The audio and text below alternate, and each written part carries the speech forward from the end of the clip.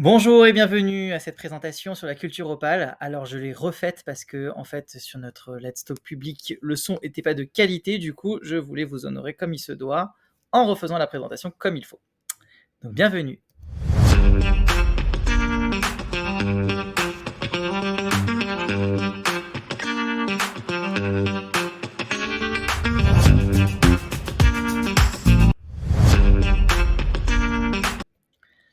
Alors on va commencer déjà par se présenter, donc qui je suis? Je m'appelle Yaniv Adjedj, mon nom de code c'est Indiana Adjedj, j'ai 36 ans, je suis marié, j'ai 4 petits garçons. Mon parcours en version très très courte, donc j'ai un master de mathématiques appliquées à la finance de marché. J'ai été consultant pendant 5 ans, puis j'ai été business manager, ensuite directeur pendant 4 ans et ensuite, je suis passé en 2020 dans un monde différent qui s'appelle le monde de l'entrepreneuriat où j'ai monté plusieurs structures, dont ma principale qui s'appelle Reboot Conseil, dans lequel je suis le CEO. Ma série préférée, c'est Black Mirror. Aujourd'hui, je vais vous parler d'un livre qui s'appelle Reinventing Organizations, dont l'auteur s'appelle Frédéric Laloux. C'est un ancien consultant du BCG. Et surtout, le plus intéressant, c'est que ce livre a été écrit en 2014. Et vous allez voir à quel point il a été précurseur par rapport à tout ce qu'on vit actuellement. Un petit préambule personnel.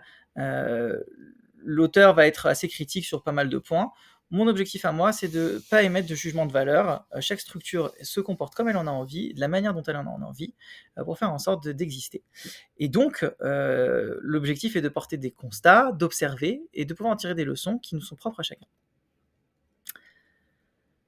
La théorie du livre, elle est assez simple en fait, parce qu'elle se base sur l'évolution de l'humanité. À chaque fois qu'il y a eu une évolution dans l'humanité, un nouveau type d'organisation s'est mis en place. Le premier stade, ça va être le stade tribal. Le deuxième, ça va être la révolution agricole. Le troisième, ça va être la révolution industrielle. Le quatrième, ça va être la révolution des technologies d'information. Et depuis quelque temps, se dessine un nouveau stade dans lequel on arrive et dont l'auteur va parler. Alors, j'ai mis un point d'interrogation, mais bon, il n'y a pas de suspense, hein, évidemment. Ça porte le titre. La réponse est dans le titre, hein, c'est bien la culture opale. Alors, commençons par le stade impulsif, le stade rouge, qu'on appelle le stade tribal. Alors, les hommes sont organisés en tribus à cette époque-là. Pourquoi? Parce qu'ils sont en train de chasser pour pouvoir survivre. Et au bout d'un moment, et pour pouvoir encore mieux survivre, ils ont commencé à pouvoir se rassembler dans des petites tribus et à commencer à se coordonner pour pouvoir mieux chasser, mieux vivre, mieux survivre, tout simplement. Donc, par exemple, je vais donner un exemple concret de ça. Maintenant, je dois chasser le mammouth. Si je suis tout seul, c'est impossible pour moi. Donc, pour pouvoir chasser un mammouth, il faut que je puisse organiser tout un groupe pour qu'une partie s'occupe de creuser un trou, toute autre partie place des lances à certains endroits, de telle manière à ce que le mammouth soit obligé de reculer, parce que s'il voit le trou, ben, il ne va pas tomber dedans. Il faut ensuite que je puisse avoir des personnes qui se positionnent en hauteur pour pouvoir observer la scène et dire attention, il va s'échapper, etc. Donc on va avoir tout un groupe de personnes qui vont s'organiser ensemble pour pouvoir mieux chasser le mammouth. Ce groupe de personnes est dirigé par une autorité. Chaque personne va céder son autorité finalement à la personne qui est la plus forte. Et donc on va être dans la loi du plus fort. La loyauté et la peur du chef sont le ciment de cette organisation. Et ce qui est intéressant, c'est de voir que les rouges sont particulièrement entreprenants et réactifs en situation chaotique. Plus c'est chaotique, plus les rouges sont forts. En revanche, ils résistent très mal au changement d'échelle et sont souvent instables en termes d'organisation. L'exemple d'organisation type du stade rouge, c'est généralement la mafia. Et oui, parce que la mafia s'organise de cette façon-là, avec du coup des histoires qu'on aime tous entendre, des scénarios improbables qui font qu'on essaie de renverser le chef, mais en fait le chef il survit, et en fait pourquoi il survit? Parce que c'est le plus fort, parce qu'il a anticipé telle chose, et parce que la loyauté, etc. Voilà, tout ça fait que du coup la mafia tient la route. En termes d'avancées pour l'humanité, il y a eu 2 avancées majeures. La première, c'est l'autorité hiérarchique en tant que garant de l'ordre social. Et la deuxième grande avancée, c'est la division du travail, la répartition du travail, qui est organisée du coup par l'autorité hiérarchique. Vient un deuxième stade qui s'appelle le stade conformiste, le stade agraire, le stade ambre. Le stade conformiste vient bien sûr en réponse finalement au problème de la structure tribale. Le problème de la structure tribale majeure, c'est la problématique de l'échelle. Là, on est dans une révolution agricole. La révolution agricole, elle consiste finalement à semer des graines, et puis en semant des graines, on va devoir attendre que les processus se mettent en branle pour pouvoir faire en sorte de pouvoir moissonner, s'assurer que la pluie est bonne pour cette année, que le sol est suffisamment gorgé d'eau, pouvoir arroser à certains endroits, etc. Donc on va devoir vivre avec un nombre beaucoup plus important de personnes dans une même aire géographique et donc avec plus de règles à suivre. Et donc si on est dans des problématiques d'échelle, le mode rouge ne fonctionne plus. Qu'est-ce qui va se passer du coup? Puisque je sais ce qui va se passer à chaque fois dans l'année, puisque on est sur des processus reproductibles, je veux dire, la pluie va tomber, la saison des pluies, ensuite il va y avoir le printemps, après l'été, voilà, et chaque saison finalement va avoir son lot de travail ou son lot d'attente, de patience. Et donc, il va y avoir des anciens qui, eux, savent comment faire ce travail et qui vont former des plus jeunes. Et puis, ces plus jeunes vont devenir plus âgés, ils vont former d'autres plus jeunes. Ceux qui sont plus anciens, ils vont peut-être finir par se reposer ou peut-être mourir, et puis du coup, avoir de la place. Et donc, on est en train de créer tout simplement ce qu'on appelle la structure pyramidale, hyper classique, on connaît. Donc, une structure pyramidale, bien sûr, a une base très, très stable. Qu'est-ce qui fait que tout ça, ça marche? C'est l'appartenance au groupe. Et cette appartenance au groupe, elle se base sur des règles communes, avec bien sûr des punitions en cas de transgression, qui peuvent être de l'exclusion, qui peuvent être des punitions différentes, qui peuvent aller jusqu'à la peine de mort. Voilà, ça peut aller assez loin dans la manière de fonctionner. Bien sûr, la culpabilité et la honte sont le ciment de l'organisation, et il n'existe qu'une seule et bonne façon de faire, et ce de façon immuable. Chacun sait ce qu'il a à faire. Son rôle, il a son rôle, il s'assurant la vie prévisible, stable et assurée. Quelqu'un qui commence dans sa vie sur des sujets agricoles à cette époque-là, il sait très bien où est-ce qu'il va finir à la fin. Les exemples d'organisation de ce type, pour être plus récent, ça va être l'éducation nationale. Je commence en tant qu'enseignant, je connais mes carrières possibles. L'armée, voilà, je suis en soldat au début, puis ensuite je monte, etc., etc. L'administration. Les avancées pour l'humanité, déjà, c'est plus facile de vivre ensemble puisqu'on a des hiérarchies qui sont stables, donc c'est comme une énorme avancée, et on a aussi des processus qui sont reproductibles, puisque du coup, je sais quand est-ce que je dois maçonner, etc., etc.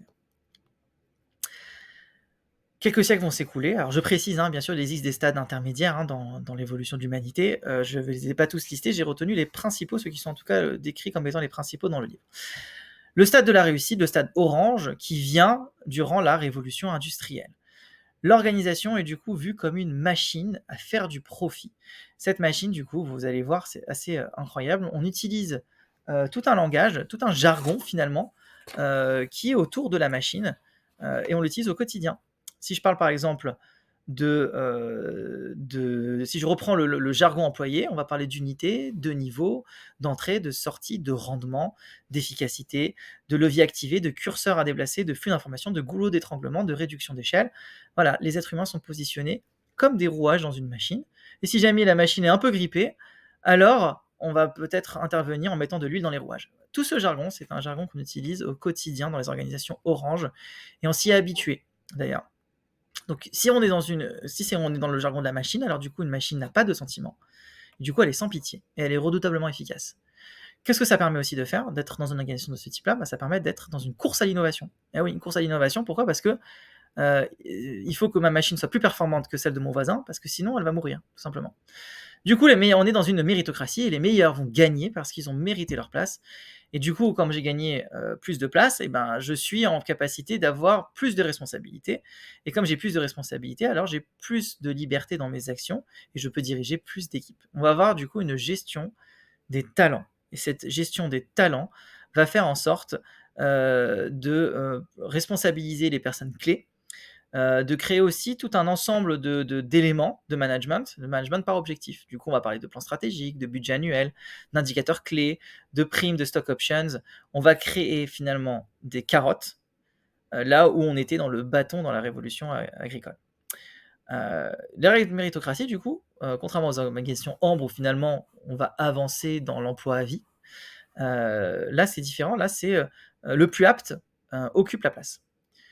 Et c'est là où on va créer toute une stratégie RH pour pouvoir gérer ces gens-là. Du coaching, du mentorat, du management, voilà. Et tout ça, ça va faire en sorte qu'on est dans une démarche de faire grandir des personnes pour faire grandir l'entreprise, parce que, et si bien sûr l'entreprise ne grandit plus, alors on change de rouage, tout simplement. Et oui.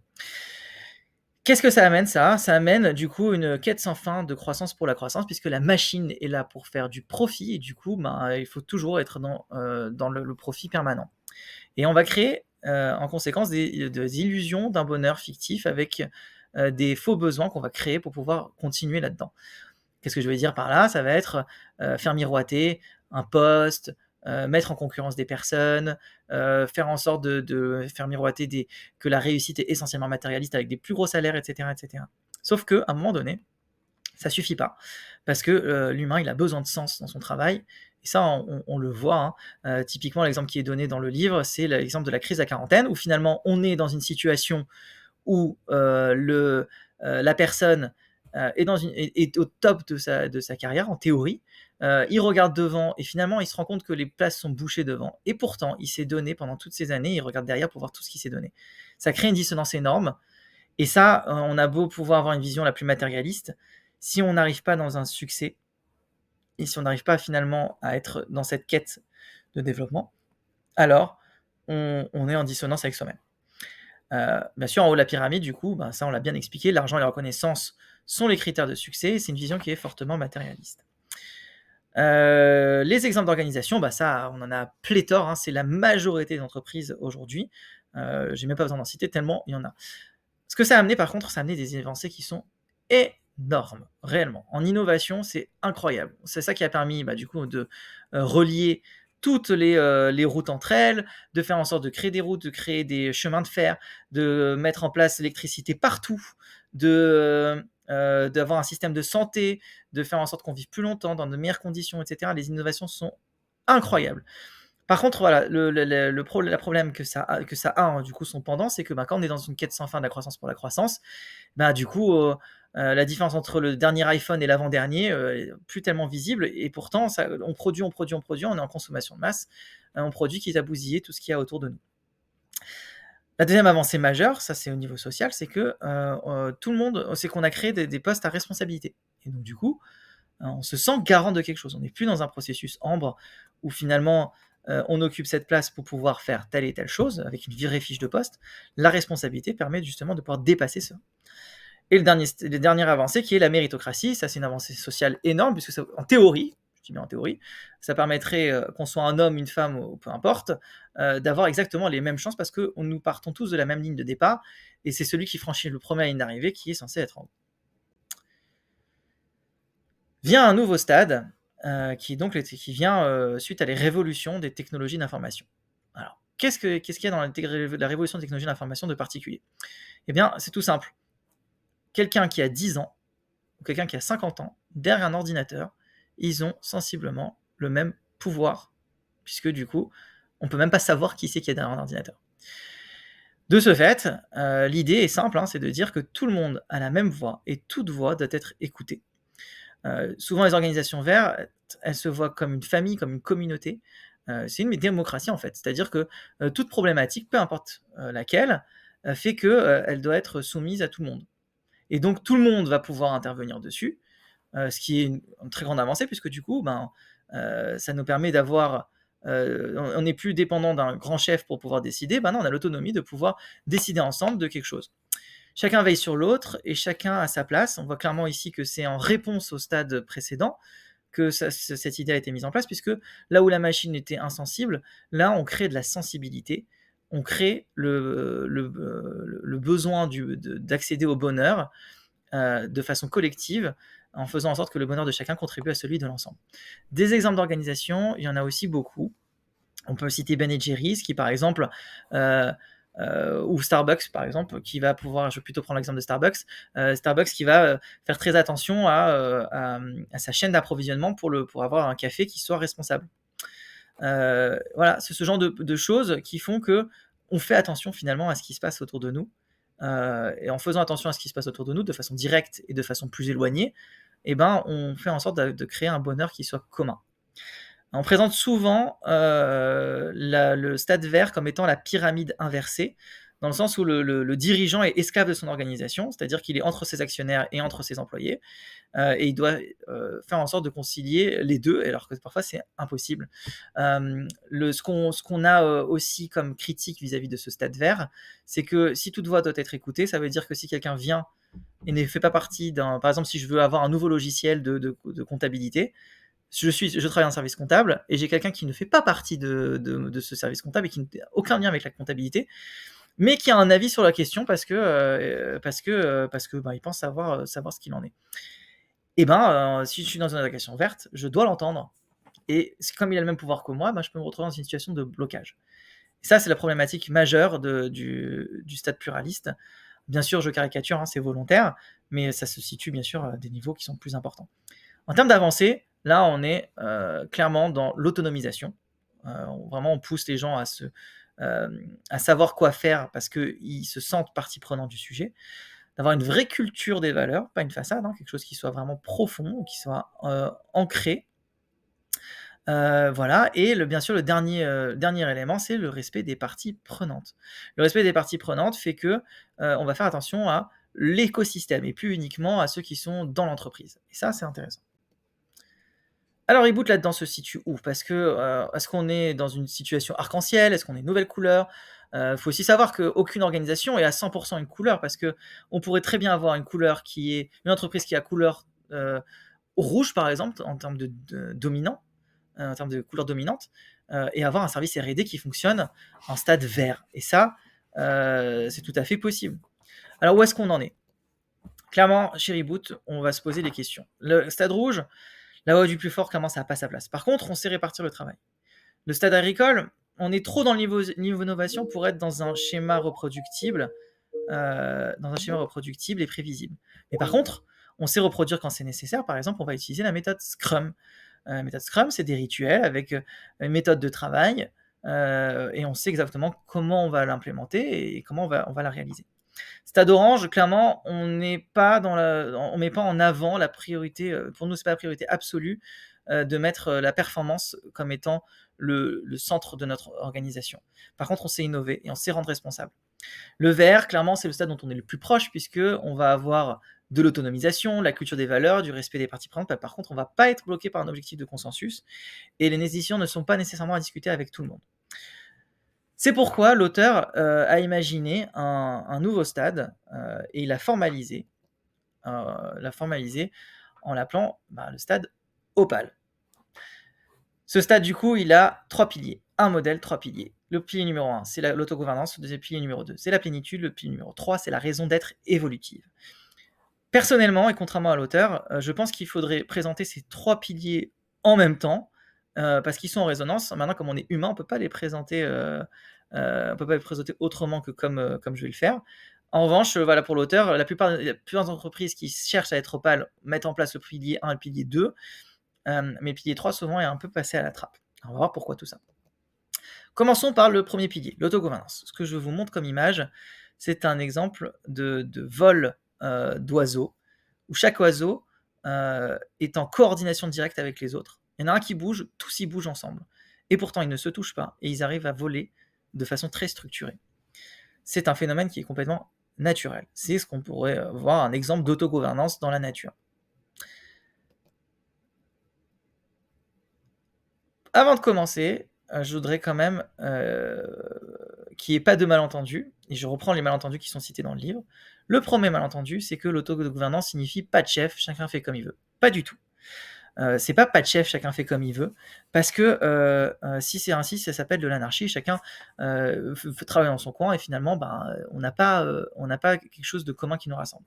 Le deuxième malentendu, très souvent, qui est repris, c'est l'autogouvernance. Ça demande du coup que tout le monde soit d'accord, et si tout le monde soit d'accord, alors il faut faire des réunions sur réunions, et du coup on tombe sur des réunionites. Et ça, c'est la magie du 21e siècle, il ne faut absolument pas tomber là-dedans. C'est faux, pas du tout. Le principe d'autogouvernance, on va le voir, c'est pas du tout ça. Le malentendu numéro 3, l'autogouvernance est encore au stade de l'expérimentation. Alors en 2014, on pouvait encore avoir cette critique un petit peu, pour être franc. En revanche, aujourd'hui, c'est plus du tout le cas. Alors, parlons un petit peu des aspects hiérarchie.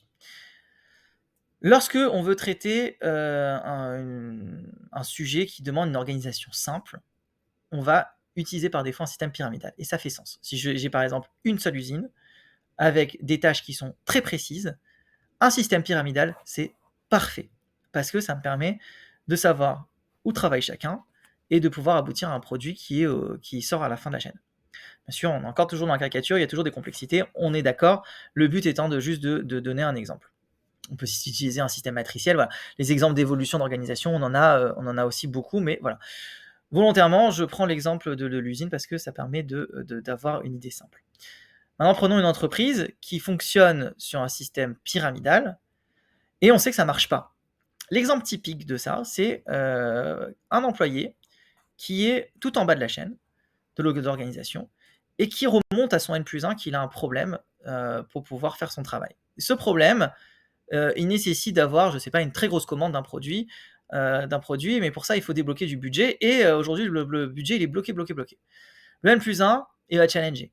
Donc du coup, il va y avoir une discussion avec son N-1. Ensuite, il va peut-être être tombé d'accord. Donc il va attendre d'avoir sa réunion avec son N+1 lui-même. Et son N+1, lui, il dit ah ouais, c'est quand même problématique. Est-ce que tu peux t'assurer auprès du N-2 que c'est bon? Et en fait, on va créer comme ça une dynamique. On va se retrouver dans des situations où la prise de décision va être très lente pour arriver finalement tout en haut, au bout de peut-être plusieurs semaines, et peut-être que même l'état du marché, l'état, je veux dire l'état du besoin a peut-être évolué entre-temps. Donc il y a déjà ça.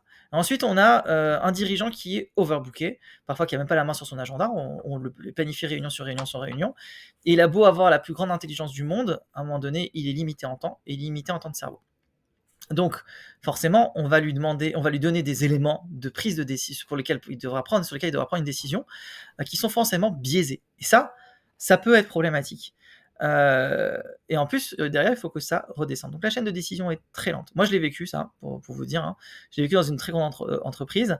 On devait présenter à mon N+3 et on a mis des mois pour préparer un sujet sur lequel on a présenté pendant, je rigole pas, 10 minutes devant l'ensemble des N+3, des équivalents de mon N+3, plus le N+4 qui était là pour dire ah, bravo.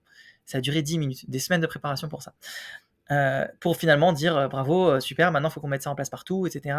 Alors que finalement, ça aurait pu être beaucoup, beaucoup plus rapide.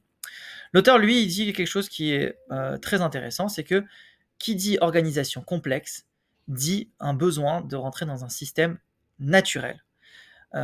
Si demain on est dans la forêt et que l'hiver vient plus tôt que d'habitude, on n'a pas le comité exécutif des arbres qui va se réunir pour pouvoir faire en sorte de s'adapter à ce changement. Voilà, je vous ai donné l'exemple des oiseaux, on peut parler de l'économie mondiale.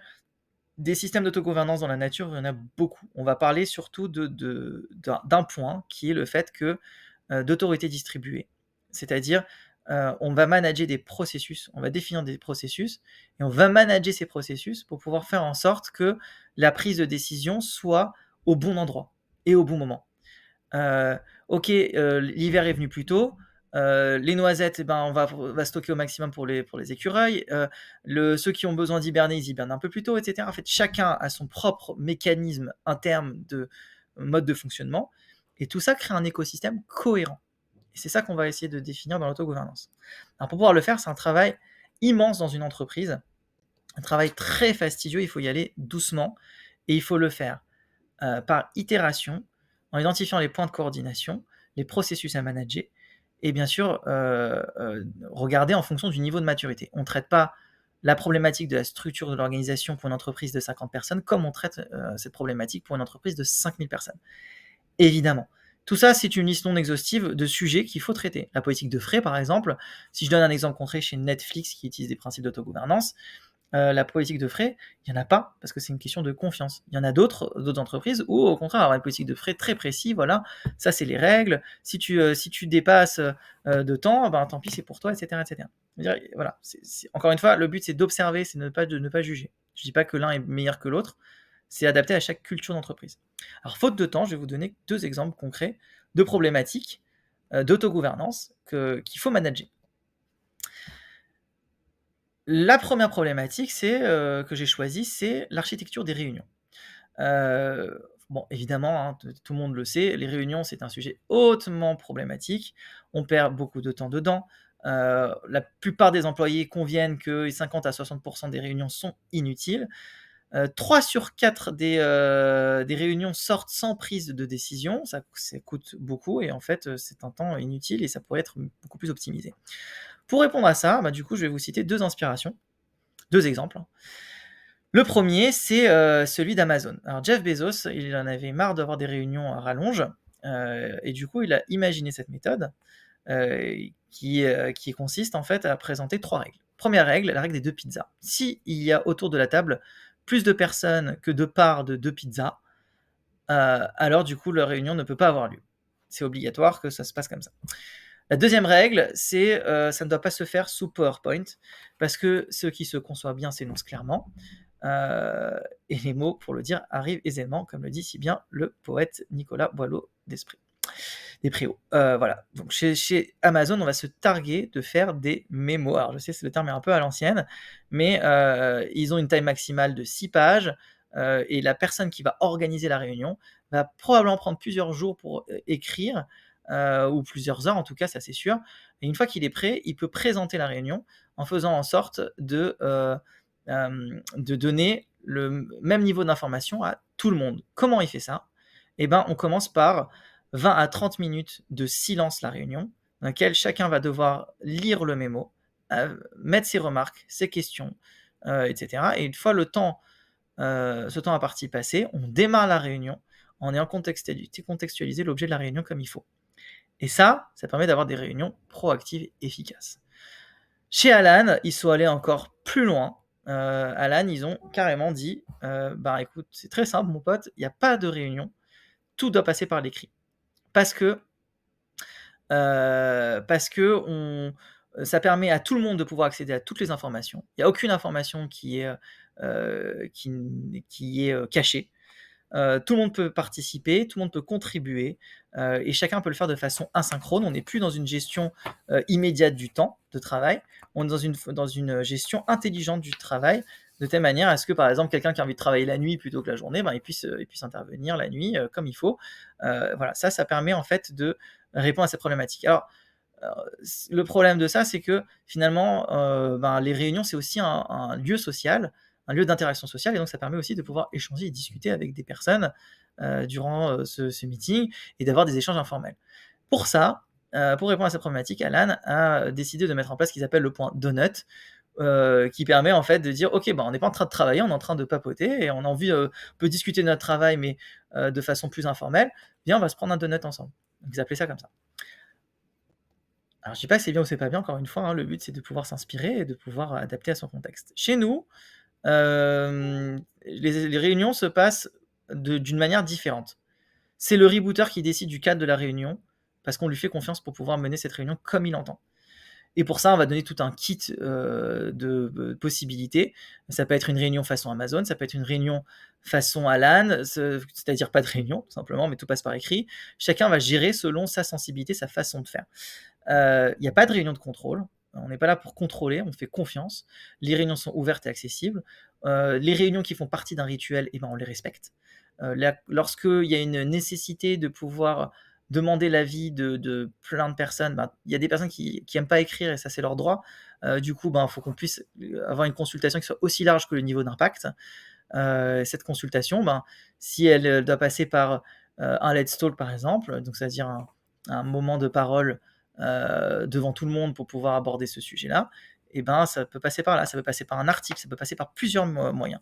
Et bien sûr, lorsqu'on sollicite le temps des personnes, on respecte ce temps-là et on fait pas de la réunionnite pour ça. Au final, et ça c'est une grande fierté pour moi parce que je déteste avoir beaucoup de réunions, je pense que ça s'entend.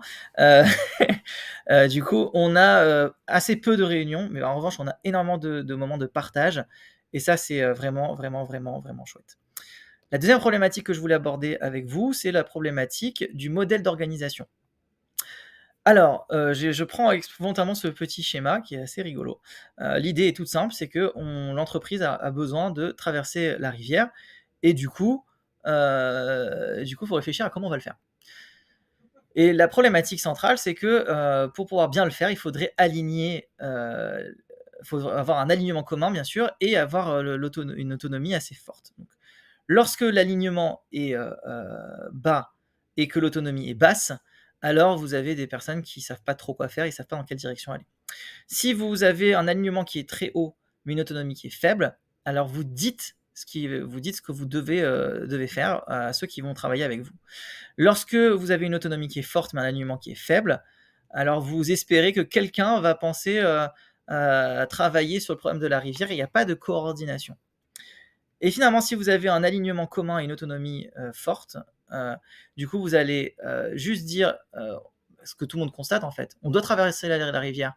Et du coup, on va travailler ensemble pour trouver une solution. On ne dit pas construisez un pont, on dit trouver une solution. Du coup, ça renverse les choses. Et vous allez voir, c'est intéressant cette façon de faire.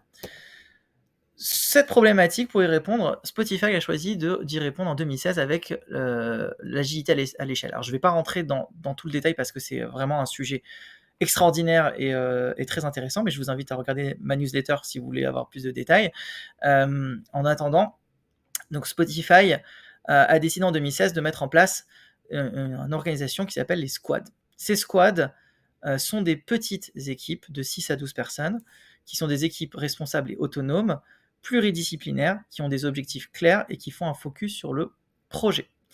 Grosso modo, comment ça se passe? La direction de Spotify va donner les grands objectifs du trimestre. Ces grands objectifs du trimestre vont rejaillir sur ce qu'on appelle les tribes, donc des sortes de tribus. Et dans les tribus, il y a un ensemble de squads qui sont affiliés à cette tribu.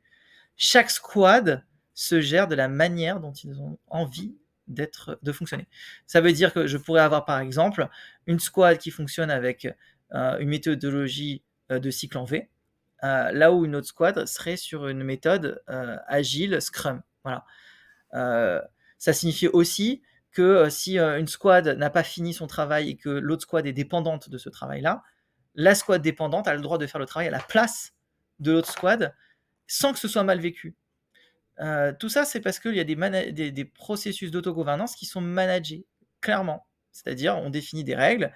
Ces règles donnent un cadre qui permettent d'atteindre des objectifs, et c'est ces objectifs-là qui sont prioritaires. Et donc, du coup, on valorise finalement les échecs, les loupés, le feedback, les réussites, etc. Parce que tout ça, ça sert un but commun. Et chez Reboot, on a testé ce modèle d'organisation depuis septembre 2023, donc c'est tout récent, avec 2 squads, la squad AI et la squad la Fabrica Shop. La squad AI, bien sûr, porte son nom, c'est-à-dire qu'elle est sur des problématiques d'intelligence artificielle, la Fabrica Shop est sur des problématiques d'e-commerce. Ce sont des squads qui sont des équipes pluridisciplinaires. La différence avec Spotify, c'est que on les considère comme des mini-reboots, et donc comme c'est des mini-reboots, bah, du coup, elles ont aussi un objectif de pouvoir vivre et survivre. Donc là, si c'est une nouvelle activité, il faut pouvoir la faire vivre, et donc il faut enchaîner un certain nombre d'actions qui vont avoir pour conséquence une rentabilité. C'est donc une évolution très naturelle de notre organisation, hein. Je veux dire, ça s'est fait sans couture, sans violence, sans anicroche, vraiment simplement parce qu'on avait déjà ce mode de fonctionnement interne, simplement on l'a mieux cadré. Donc c'est pour nous aujourd'hui un nouveau levier de croissance et ça se développe très vite et très bien. Mon dernier point sur l'autogouvernance, et après je m'arrête là, un manager, on dit souvent cette phrase-là que j'ai déjà entendu qui me plaît beaucoup, un manager, il a l'équipe qu'il hérite au départ, et ensuite il a l'équipe qu'il mérite au bout d'un an. Ce que je retiens, c'est qu'un manager, finalement, ça se décrète. Parfois, ça se subit, et parfois, c'est extraordinaire. Moi, j'ai eu de la chance dans mon tout début de carrière. J'ai eu un manager extraordinaire qui a été quelqu'un qui m'a énormément appris. J'ai eu de la chance. Et des fois, de 2 occasions, c'était pas forcément la même chose dans des situations où plus complexes, et c'est normal, ça fait partie de la vie. Ce qu'on retient par contre, c'est que un manager, on est obligé de le subir, ça c'est certain. Un leader naturel, on choisit de le suivre, et on peut choisir aussi d'être leader naturel, c'est-à-dire qu'on a envie d'entraîner les autres avec nous. Et finalement, en entraînant les autres avec nous, ils vont nous suivre parce qu'ils ont envie finalement de partager ce but avec moi. Et au bout d'un moment, si je m'essouffle, je suis fatigué, etc., c'est pas grave, il y a peut-être une autre personne qui voudra prendre le relais avec son leadership. à sa façon, et j'insiste beaucoup là-dessus, qui va traiter le sujet peut-être d'une autre façon, de la même façon, mais toujours dans cette optique commune. Et ça, c'est un moteur au sein de l'équipe. Donc on va privilégier beaucoup le leadership naturel, ce qui fait que nous avons une organisation où il n'y a pas de manager. Ça veut dire aussi qu'il n'y a pas quelqu'un qui va dicter les objectifs d'une personne. On est là pour présenter des objectifs communs et faire en sorte que ces objectifs ils aboutissent. Ce qui m'amène naturellement au deuxième pilier, puisque la plénitude, c'est tout simplement le fait d'être soi-même au travail. Le fait d'être soi-même au travail, ça, c'est quelque chose qui est très difficile à faire dans le monde de l'entreprise. Pourquoi? Parce que finalement, bon, on en parle beaucoup aujourd'hui dans beaucoup de podcasts. Lorsqu'on est finalement à l'entreprise, on arrive parfois en costume, parfois dans une posture, on revêt dans tous les cas ce qu'on appelle un masque social.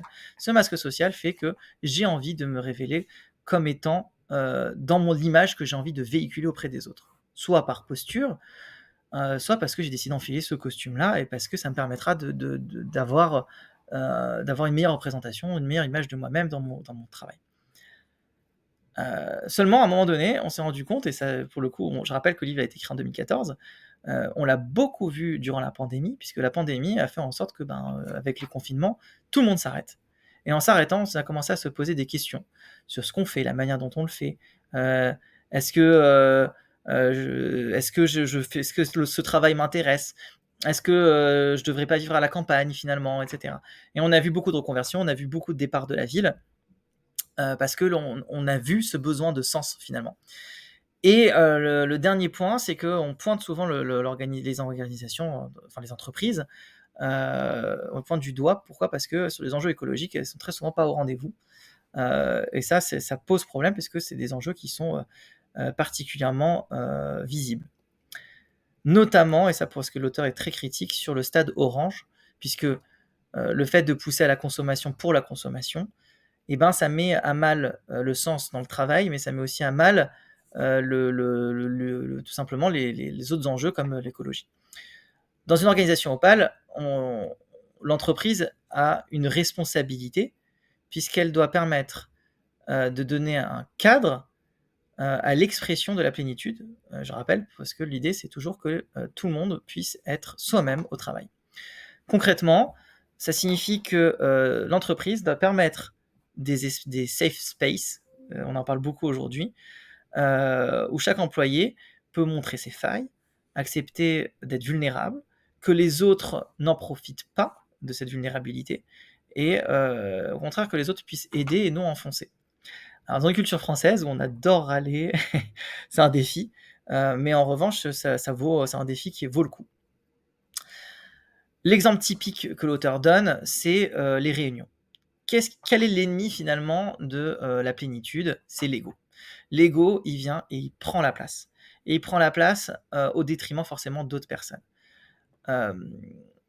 C'est pour raconter une petite anecdote qui est donnée dans le livre, l'entreprise Ellinkenfeld, j'arrive jamais à prononcer parce que c'est vraiment un nom compliqué, a une méthode bien à elle lorsqu'ils sont en réunion. Lorsqu'ils sont en réunion, les personnes autour de la table, ils désignent une personne qui va être le gardien de la réunion. Devant lui, devant cette personne, il y aura des cymbales. Si le gardien de la réunion voit que c'est l'ego de la personne qui parle au détriment de l'entreprise, alors il prend les cymbales en main, il les sonne, et tant que les cymbales sonnent et qu'on entend le son qui vibre, hein, c'est vraiment un son fort, personne ne parle jusqu'à la fin du son. Et après on reprend en ayant conscience qu'effectivement il y avait trop d'ego dans la réunion. Le but étant bien sûr, évidemment, c'est de ne pas de faire avancer les choses. Certaines entreprises mettent au bout de la table une chaise vide qui représente l'entreprise. Voilà, il y a plein de façons de faire. C'est du symbole, hein, évidemment. Parfois, c'est du plus concret que du symbole, mais c'est du symbole pour pouvoir faire en sorte de se dire qu'on est là pour pouvoir faire en sorte de faire grandir l'entreprise, tout en mettant notre personnalité à disposition. Alors, je précise parce que c'est souvent le reproche, parce que c'est mal compris. Le reproche principal qu'on fait à la plénitude, c'est que du coup, tout le monde est les mêmes. C'est une des discussions qui sont complètement aseptisées, etc. Non, pas du tout. En fait, c'est Bien au contraire, c'est juste qu'on va permettre à tout le monde de donner son point de vue et pas à la personne qui a le plus de charisme, en fait.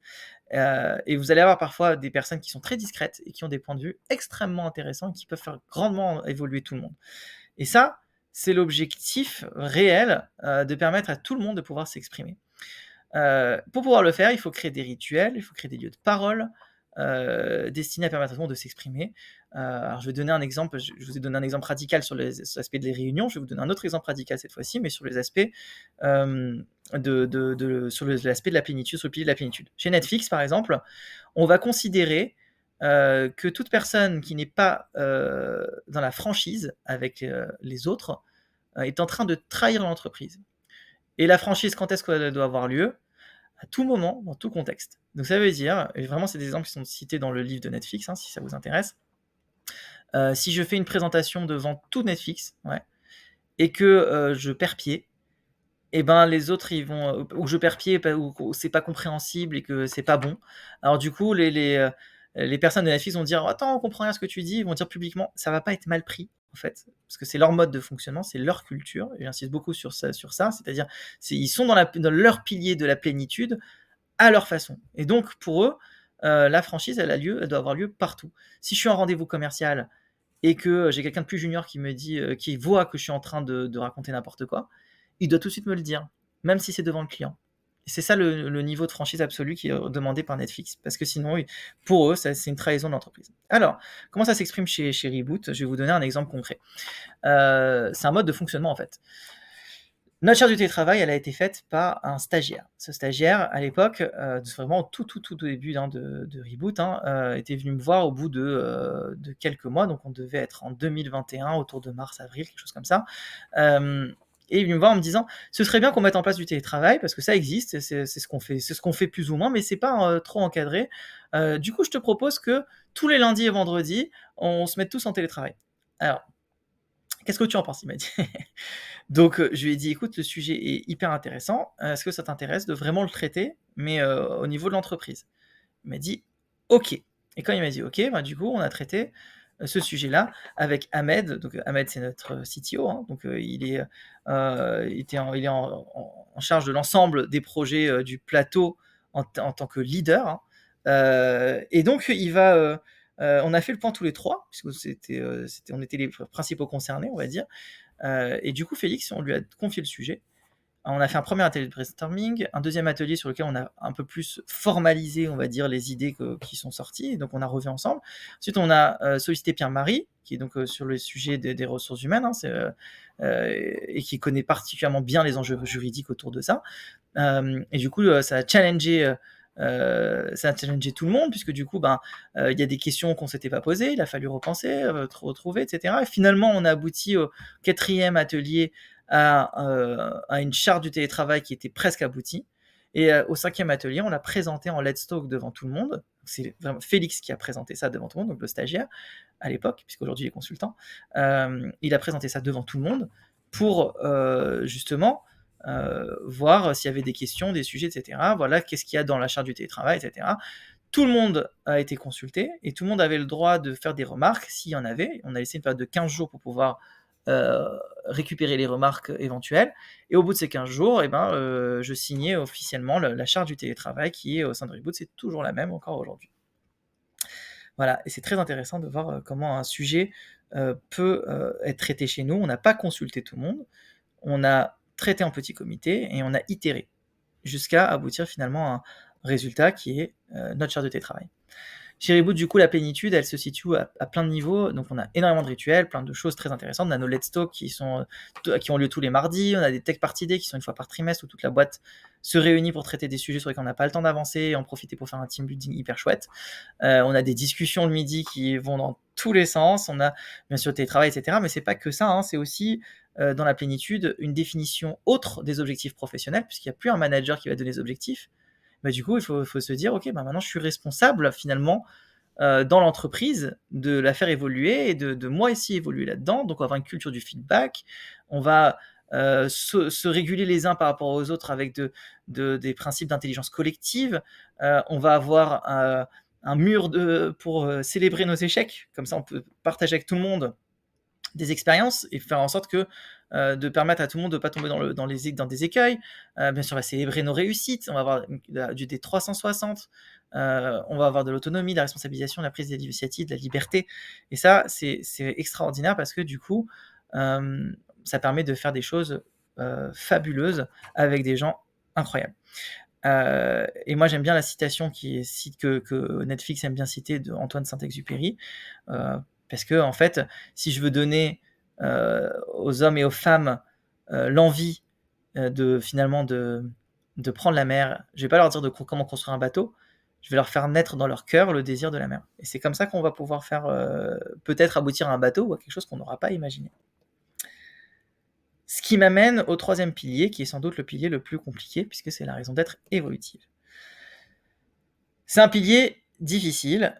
Comme le dit l'auteur, la plupart des personnes, des entreprises vont faire le premier pilier, l'autogouvernance, deuxième pilier, la plénitude. Le troisième pilier passe souvent à la trappe. Et pourtant, pour moi, il est complètement en résonance, en concordance avec les deux autres.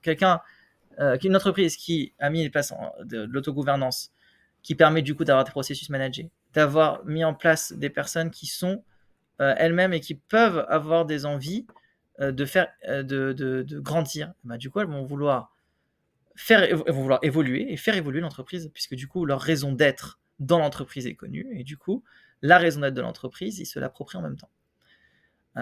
Voilà. Pour pouvoir l'atteindre, en fait, il faut donner, à mon sens, le même niveau d'information à chaque personne pour que chacun soit en capacité de faire évoluer l'entreprise. C'est pour ça que du coup, chez Alan, par exemple, le fait que tout soit transparent, ça permet à tous les Alaners, comme ils disent, de pouvoir faire en sorte de faire grandir l'entreprise. C'est donc un travail de longue haleine, quotidien, passionnant, avec une culture très forte, pour permettre un cadre qui permet à l'entreprise d'évoluer par elle-même, c'est-à-dire comme un organisme vivant, et finalement l'entreprise c'est constitué de personnes qui sont vivantes, et donc du coup qui vont avoir leur vie propre, qui va faire évoluer la vie, et potentiellement en faisant évoluer l'entreprise, on va pouvoir évoluer tout l'écosystème. Et ça, c'est extraordinaire parce que du coup, on arrive dans des situations où, comme un arbre a des branches qui va donner des fruits, et ben, on est dans cette situation-là. Je vais reprendre un exemple du livre, qui est une parabole très intéressante. Je veux partir du point A pour arriver au point B et je veux le faire à vélo.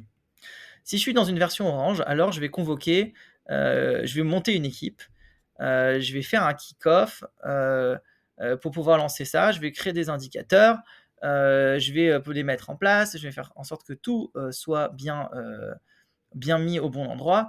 Je vais faire une analyse topographique, je vais mesurer la vitesse du vent, je vais faire une analyse de la météo, je vais regarder le temps, les choses passées, etc. Je vais faire un planning pour mes ressources et je vais optimiser tout ça. Vient le jour J, où finalement, j'ai tout prévu, tout est prévu, je sais exactement ce que j'ai à faire, donc je peux prendre mon vélo, l'enfourcher et mettre un bandeau sur les yeux, parce que du coup, je sais où je vais aller.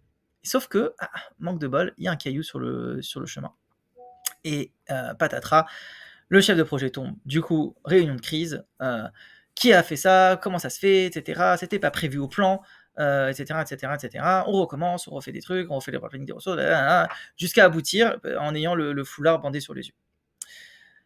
Dans la version Opal, on n'est pas trop là-dedans, parce qu'en fait, je pars du point A et je vais me mettre en direction du point B. Mais en fait, peut-être que j'ai un détour qui m'intéresse et du coup, je vais passer par un autre chemin parce que ça m'intéresse de le faire. Et puis, en fait, il y a beaucoup de vent, donc du coup, je vais un peu m'abriter. Puis ensuite, il y a le soleil et du coup, je peux repartir, etc., etc. Et peut-être qu'en fait, je vais pas arriver au point B, peut-être au point B', peut-être même au point C parce que j'ai décidé d'aller encore plus loin que ce que j'avais prévu, etc., etc. Ce qui est intéressant, c'est du coup de dire aussi que sur un vélo, lorsque je suis en train de rouler, je suis assailli par énormément d'informations en même temps. Si je suis sur la route, etc., les voitures, le bruit, l'environnement, tout. Et pourtant, je peux être en train de rouler tout en pensant à ma liste de courses. Donc je sais je sais où je veux aller, comment je veux le faire. Et c'est effectivement comme ça que fonctionne en version Opal, c'est-à-dire qu'on s'adapte au vent du changement, on ne cherche pas à tout prévoir, même si on a quand même une idée de où on va aller, ça n'empêche pas d'avoir une vision. Mais en revanche, je n'ai pas un planning qui décide à ma place de comment va être le marché. C'est le marché qui va décider comment il va fonctionner. Ce que dit pas le livre, qui pour moi, est intéressant parce que je vais toujours dans cette métaphore, finalement, heu, l'idée de prendre un vélo, pour pouvoir en faire, et ben, il faut aussi savoir en faire et pour savoir en faire, et ben, faut avoir appris à tomber, à s'écorcher, à se faire mal, à douter, à basculer d'un équilibre à un autre, à se lancer sur une pente au départ, et cetera. Donc on a toute une phase d'apprentissage. Moi, c'est cette phase-là qui m'intéresse beaucoup parce que dans tout métier, on a toujours une phase incompressible d'apprentissage, difficile, dans laquelle il faut rentrer à 200 au départ. Une fois que cette phase d'apprentissage est faite et qu'on maîtrise, alors on peut rentrer complètement dans ce système opale de raison d'être évolutive. Mais il faut y arriver. Du coup, je vous donne quelques exemples si vous avez envie de creuser. Vous avez Swile, Patagonia, Buurtzorg, Spotify, Alan, qui ont des raisons d'être qui sont tellement fortes que l'entreprise évolue naturellement par les employés qui la composent. Alors chez Reboot, notre raison d'être, elle est de créer de la valeur. Notre métier central, notre cœur de métier, c'est le conseil, donc on crée de la valeur pour nos clients. On aime aussi bien la formuler autrement, cette raison d'être, c'est de concrétiser ensemble nos rêves. Et nos rêves, ils vont loin parce qu'on crée de la valeur aujourd'hui pour nos clients, mais on crée aussi de la valeur pour nous. On a plein d'outils internes, on a plein de choses internes qui se passent. Ce qui est sûr, c'est que nos ambitions, elles sont très élevées et qu'on va prendre le temps nécessaire pour arriver à un point qu'on n'a probablement pas encore imaginé, et c'est tant mieux parce que ça fait partie de l'aventure. Toutes nos informations en interne sont partagées. La grille de salaire est transparente, notre chiffre d'affaires, nos coûts, nos bénéfices, notre trésorerie.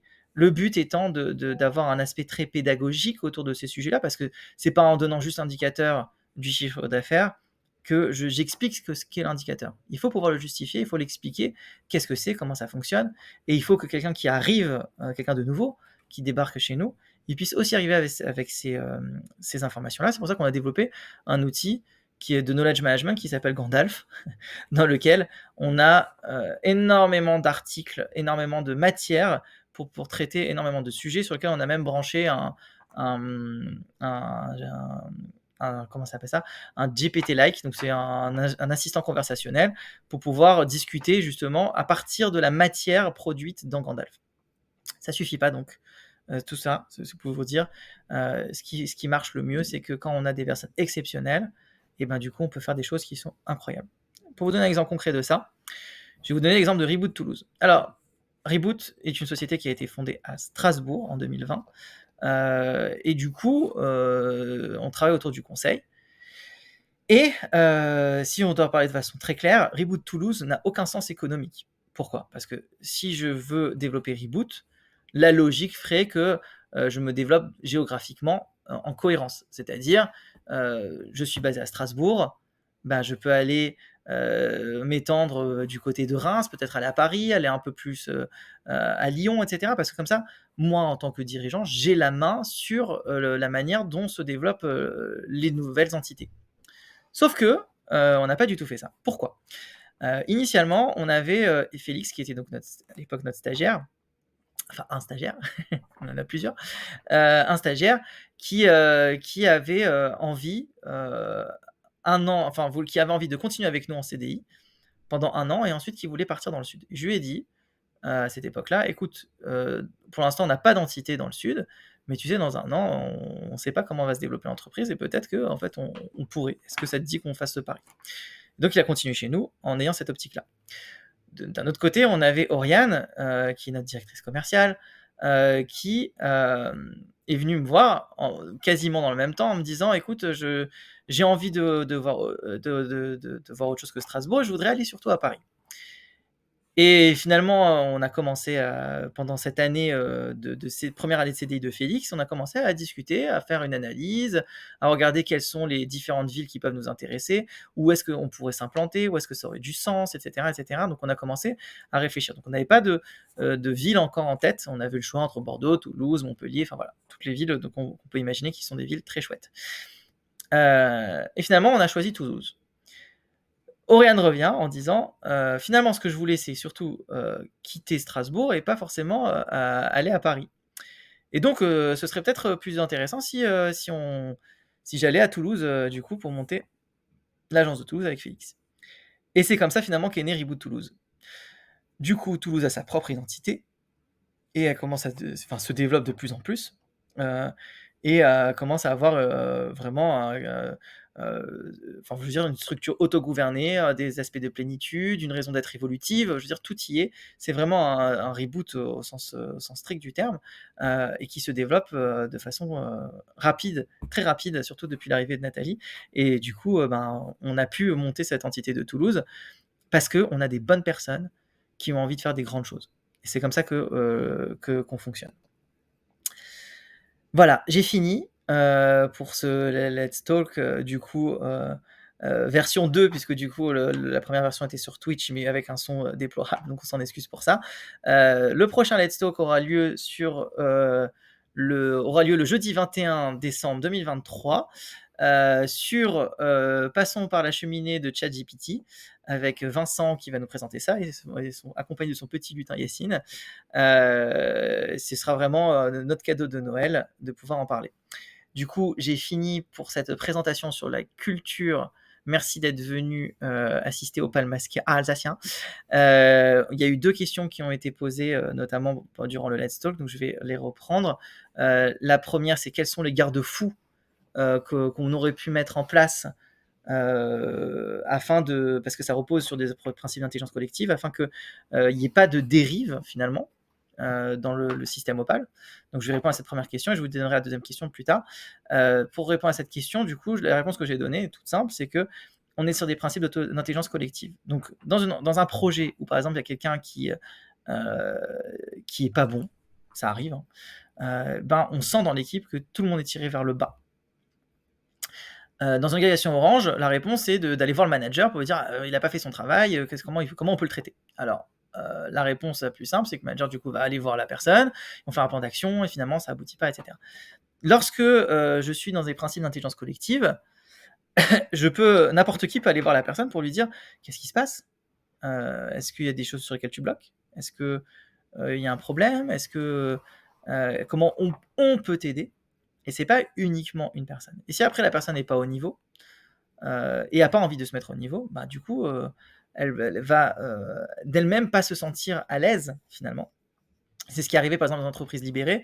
Il y a eu plein d'organisations où justement du jour au lendemain ils sont passés d'une organisation très hiérarchique avec une organisation plate et du coup ça a mis en exergue que certaines personnes n'étaient pas au niveau et ça se sont pas senties à l'aise et du coup elles sont parties ailleurs. Voilà, il y a des choses comme ça qui sont des garde-fous naturels. Et vraiment on insiste beaucoup là-dessus. Tout le monde doit respecter la plénitude de l'autre, mais aussi se faire respecter dans sa propre plénitude.